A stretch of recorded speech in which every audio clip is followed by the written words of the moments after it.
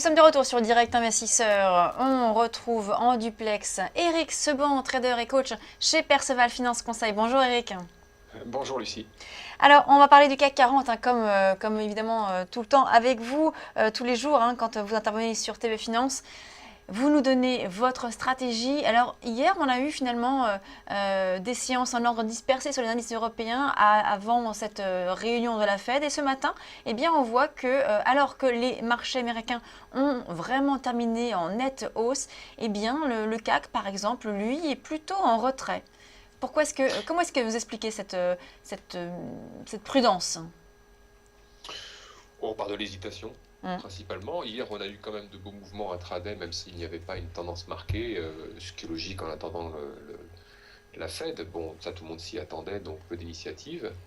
Mais il n'empêche que le marché a réalisé des écarts. Et par exemple, le niveau d'intervention que je proposais hier matin a permis de faire l'écart sans stress. Donc, c'est une pause. Vous remarquerez de toute façon dans une tendance aussi marquée que euh, le CAC, enfin, qu'un marché doit faire des pauses, il peut faire aussi des respirations, mais en tout cas sur le CAC, à chaque fois qu'on a une pause comme ça, un peu de dérive latérale dans une forte tendance, on repart pour de plus belle. Donc bon voilà, on digère un petit peu tranquillement, ça se redistribue, et puis soit la tendance continuera, soit elle ne continuera pas, mais de toute façon, il faut aussi comprendre une chose, c'est que demain c'est l'échéance mars, et c'est une échéance trimestrielle, donc très importante.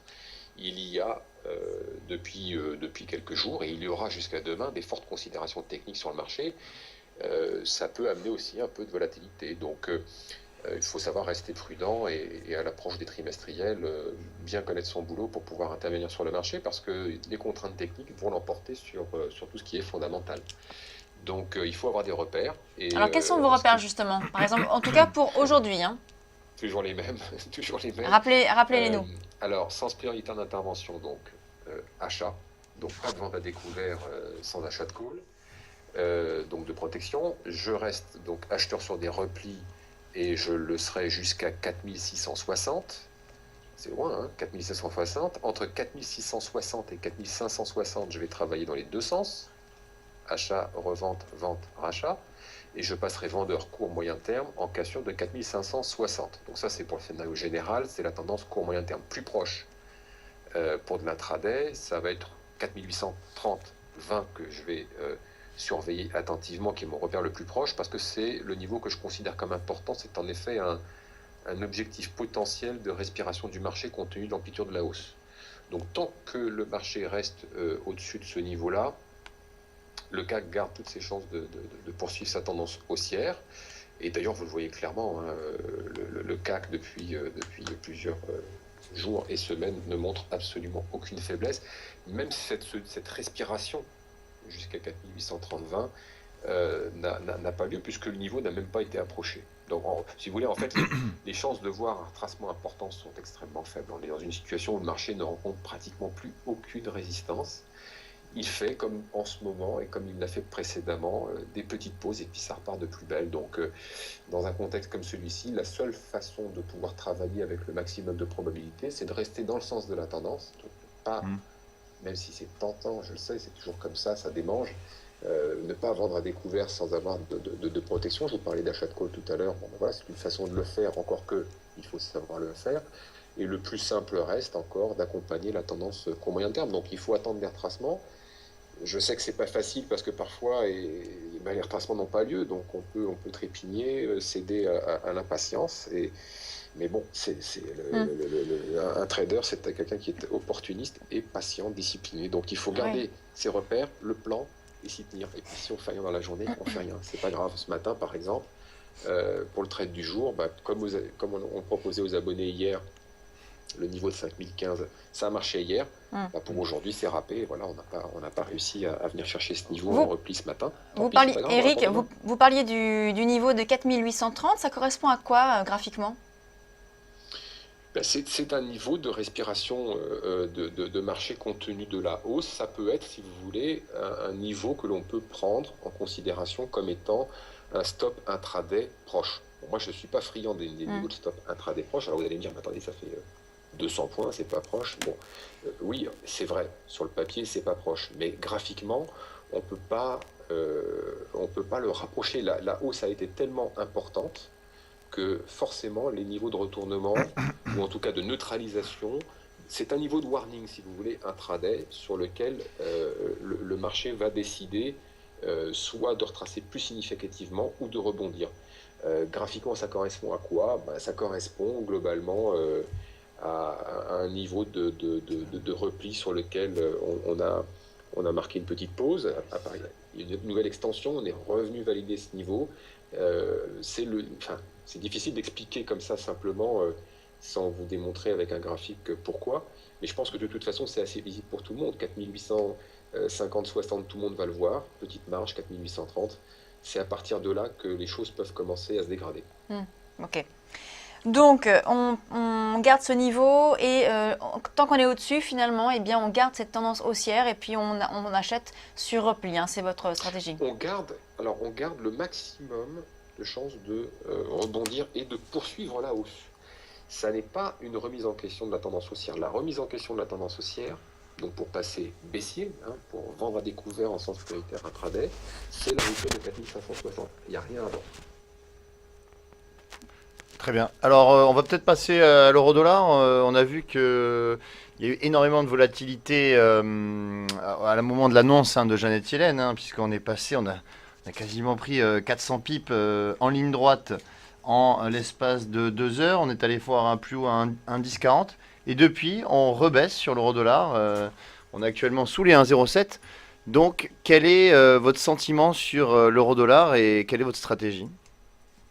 Alors moi je suis parti une semaine en vacances, donc il s'est passé plein de choses pendant que j'étais pas là. Ce que j'ai pu constater, c'est que le niveau dont je vous parle depuis des mois, 1,0510, a été atteint, que depuis on tient dessus.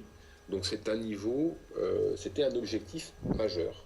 Donc il a été cherché, ce niveau, ce marché, et pour l'instant, on a comme repère important 1,0650. 1,0650, c'est le niveau de résistance. Il a fonctionné à plusieurs reprises en intraday. On a tout simplement eu hier de la spéculation qui s'est pris à contre-pied, ça a été extrêmement violent. Et puis aujourd'hui, on est où? On est tout proche d'un 0,650. Donc, tout ça pour ça. Évidemment, je ne tente pas d'achat, même si graphiquement, on peut démontrer qu'il y a un niveau de pullback. Oui, il y a un niveau de pullback, c'est incontestable, mais ce n'est pas le sens prioritaire, donc je ne le joue pas. Donc, je vais... pour l'instant, sincèrement, je suis complètement à l'écart de l'euro-dollar. Je vais attendre de regarder un peu plus le graphique dans les heures qui viennent et même les jours qui suivent, de manière à voir si... Je ne serais pas étonné, si vous voulez, qu'on fasse une dérive horizontale sur un 0,510. C'est quelque chose de tout à fait probable, compte tenu que c'était un niveau important à atteindre et qu'on l'a atteint. Donc, je vais saisir tout rebond contenu dans 1,05, 1,07 pour pouvoir vendre sur le haut et racheter sur le bas. Voilà ce que, a priori, je vais faire. Mais en tout cas, aujourd'hui, je ne pense pas du tout que je vais intervenir. J'attends que les choses se stabilisent après le nettoyage d'hier. À vous écouter, on a l'impression finalement qu'il y a beaucoup de périodes finalement d'observation, d'attente, que vous ne prenez pas beaucoup de position de trade en tout cas, parce que vous êtes un peu comme un sniper, on pourrait dire, qui attend son niveau et qui va prendre position juste au moment sur lequel il a décidé de prendre position. Est-ce que c'est le cas ou est-ce que vous allez peut-être regarder d'autres sous-jacents et prendre des positions un petit peu plus rapidement sur d'autres choses? Mais comme ça, vous parlez souvent du CAC et de l'euro-dollar, est-ce que là aujourd'hui vous êtes plutôt en mode attente et observation? Alors, sur le CAC, moi je vais continuer, je suis placé toujours sur 15 et je suis également placé sur le niveau 995 5005 parce que je considère qu'il y a peu de risques aujourd'hui d'avoir un retracement important, mais je précise quand même, attention, c'est des niveaux que je propose, je vous parlais tout à l'heure du trade du jour, c'est le matin jusqu'à 10h30. L'après-midi, on n'intervient pas de la même façon, sauf si on sait gérer une position. Ce que je veux dire par là, c'est qu'il faut maîtriser les techniques de sortie anticipée de position sur des pullbacks, enfin savoir être dynamique, avoir des repères pour pouvoir sortir dynamiquement si le marché retrace de façon plus significative, parce que dans l'après-midi, si vous voulez, il y a des contraintes techniques qui se mettent en place et ça peut amplifier les mouvements. Alors après, donc voilà, je suis placé par anticipation sur ces niveaux-là. Donc si on y va, parfait. Si on n'y va pas, on n'y va pas. Je ne vais pas, en tout cas, je vais tenter, parce que ça m'arrive aussi de craquer et de céder à la patience. De moins en moins avec l'âge, mais ça reste encore quelque chose ça arrive.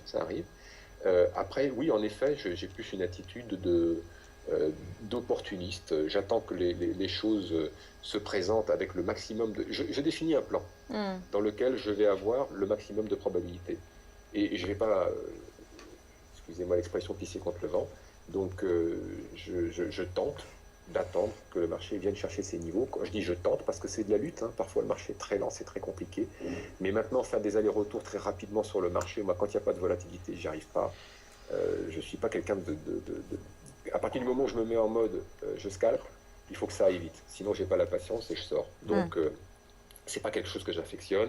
Je vous dis pas que j'essaie pas de temps en temps de travailler un peu une dizaine, vingtaine de points sur le DAX sur quelques niveaux, mais franchement, c'est pas ma façon de faire. Je préfère travailler sereinement avec des repères clairement établis, une paire parfaitement acceptée.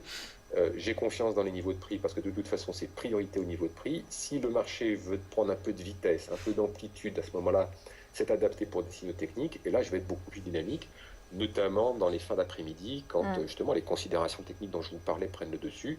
J'appuie là où ça fait mal et j'essaie de prendre un petit peu de points.